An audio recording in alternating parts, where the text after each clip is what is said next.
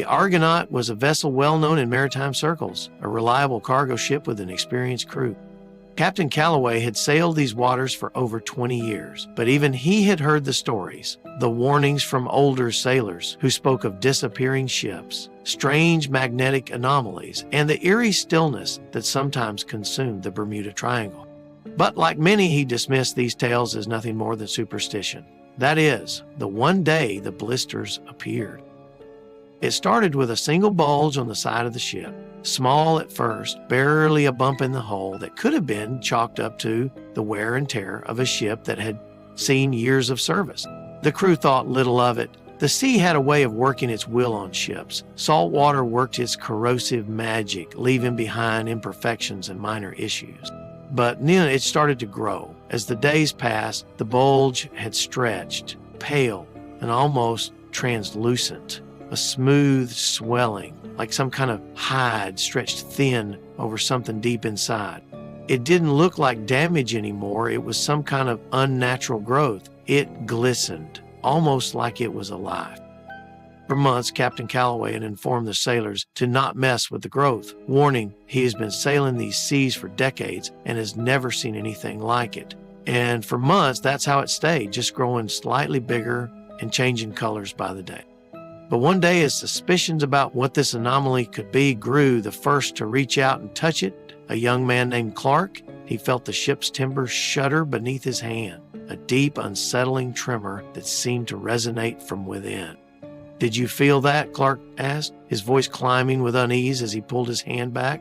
Before anyone could answer, a foul stench filled the air, something putrid and rotten, as though the ship itself were decaying from the inside. The crew recoiled, gagging at the scent. The blisters, as they would come to be known, had been disturbed. Captain Calloway surveyed the growths with increasing alarm. Throughout the night, the swellings increased, began to dot the starboard side, sprouting across the hull in clusters, like open sores on the skin of some diseased animal. A few were small, but many were nearly the size of a fist, and each appeared to grow by the hour. He struggled keeping his men in order, and also with letting them know it was going to be okay. As the blisters spread, so did the bad luck. First, the engine room went out. Clark happened to be on shift that night. When he heard it, he described the noise as a gurgling of some sort and then a loud boom. He rushed over to the engine room, which was the cause of the noises, just to stumble in and find multiple blisters had overcome the engine bay area. As Clark stood there, the noise seemed to wake the rest of the crew up. Then they started joining him in the engine bay, one by one, each in shock. Then, unannounced, a solid fog bank swept in and around the Argonaut, casting a heavy, choking dampness over everything and knocking visibility down to mere feet. After that, Captain Calloway came over the loudspeaker with a message. "Alert, the engines have been destroyed. The wind currents, which are usually steadily consistent, began to shift dramatically and erratically, easing the ship sideways off course. It has been a hard fight, but we are back on course, using our backup engine, and will be to port in 2 days. The crew at this point began to slowly make their ways back to sleep as others stayed awake for the night. They knew something wasn't right. "I've seen the Triangle do things to ships," Calloway muttered to himself the next morning, staring at the growing blisters. "But this is something else." His voice was tight with an emotion he didn't often show. Fear. There were whispers among the crew, hushed conversations in the galley about the presence of the Bermuda Triangle. Some said it was a sea that knew when a ship was due for disaster. Others told of strange creatures beneath the waves or supernatural forces which twisted reality.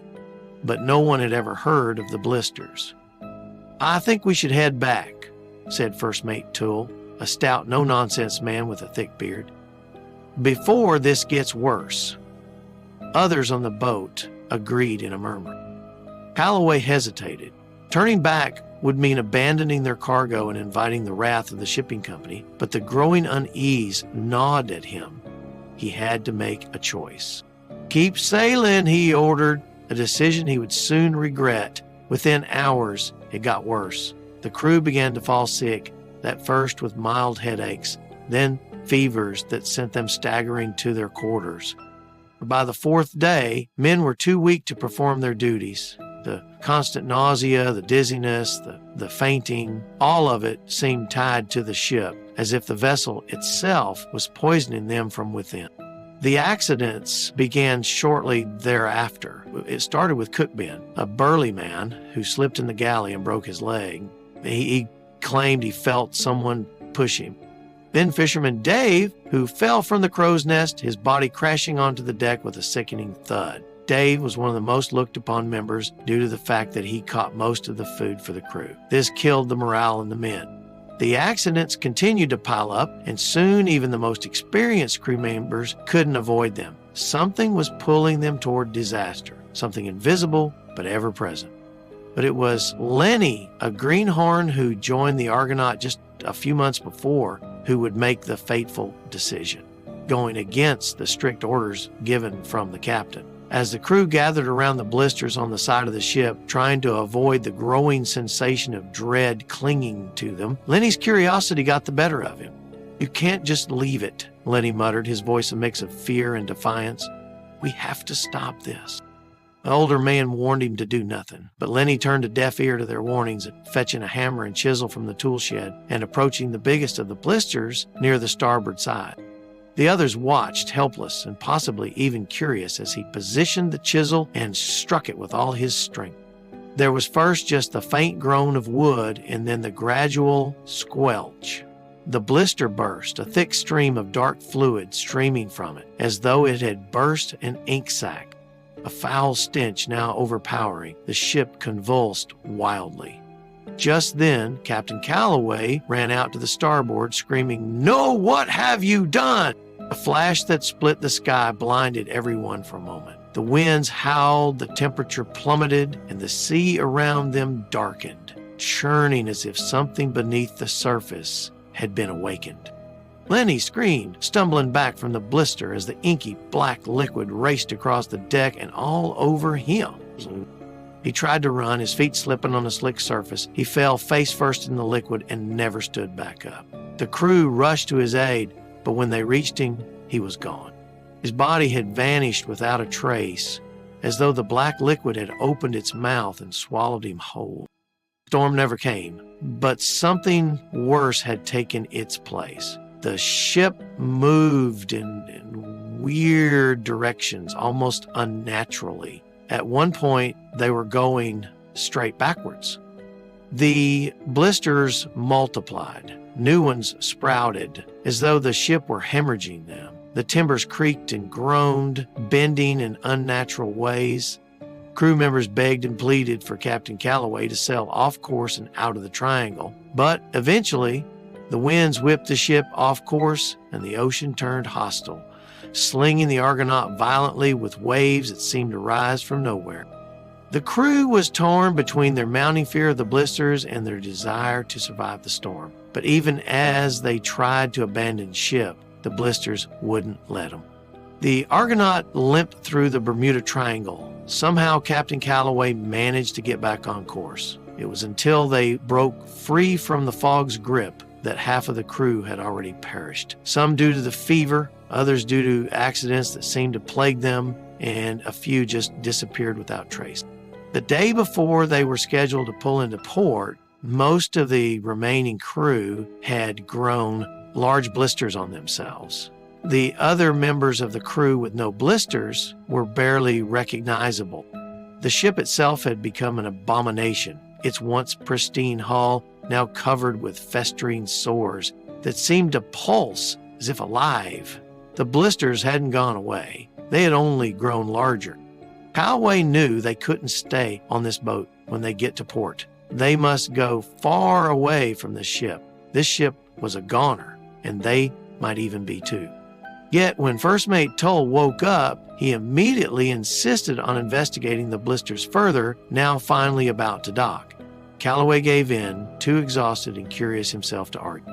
Paul then grabbed some tools and very slowly tried to remove one of the blisters. Suddenly the whispers began. Low, indistinct murmurs filled the air, speaking in voices too ancient to comprehend. It was then that Toll's expression shifted from confusion to horror. He dropped his tools, eyes wide, mouth working in silent terror. I can't leave," Toll whispered, his voice breaking. The ship was calling to him. Toll then made a full sprint into the starboard with Calloway running behind him. When Calloway turned to the starboard to find Toll, he was gone. No one had seen him come down there. Calloway just stared as the rest of the crew members started packing to disembark. They wanted off and don't even care about Toll at this point. The Argonaut was planned to be abandoned to rot in the harbor, its hull still swollen with blisters that continued to grow larger with each passing day. No one who had tried to remove the blisters had survived. It became a legend, a warning whispered among sailors, "Beware the Bermuda boat blister."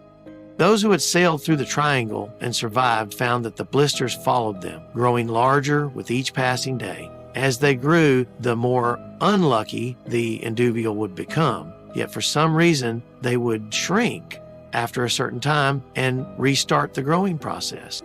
The longer the blisters stayed on a ship, the worse the misfortune that befell its crew. Ships sank, men vanished, and terrible storms seemed to hunt them, never relenting. And the Argonaut, it has been said to have been seen last sailing off back into the triangle with first mate Toll behind the wheel, lost to the embrace of the Bermuda Triangle. Its pale and sinister blisters swell with every wave that touches, its timbers groaning under the weight of a curse that no one has ever escaped.